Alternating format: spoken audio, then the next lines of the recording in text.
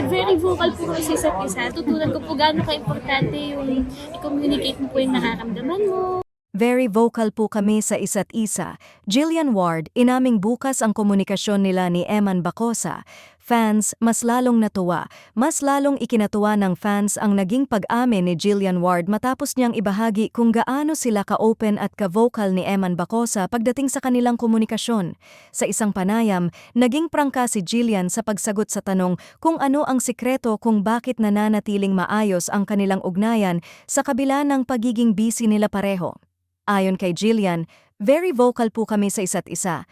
Natutunan ko po kung gaano kaimportante na i-communicate mo ang nararamdaman mo. Ganun lang po talaga kami. Isang pahayag na agad umani ng positibong reaksyon mula sa netizens. Para sa marami, bihira raw sa panahon ngayon ang ganitong klaseng openness, lalo na sa mga taong nasa ilalim ng matinding atensyon ng publiko. Dagdag pa ni Jillian, hindi raw nawawala ang komunikasyon nila ni Eman, kahit pareho silang abala, siya sa kanyang mga proyekto sa telebisyon, at si Eman naman sa masinsinang training para sa kanyang mga laban sa ring. Para sa aktres, mahalaga raw ang malinaw na usapan upang maiwasan ang hindi pagkakaintindihan at para manatiling buo ang respeto sa isa't isa. Dahil dito, mas lalong natuwa ang fans na matagal nang sumusubaybay sa kanilang kwento. Ito yung klase ng relasyon na healthy, komento ng isang netizen.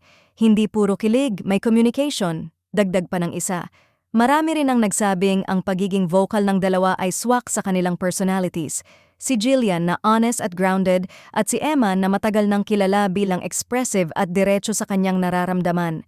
Para sa supporters, malinaw na pareho nilang pinahahalagahan ang bukas na komunikasyon bilang pundasyon ng anumang ugnayan.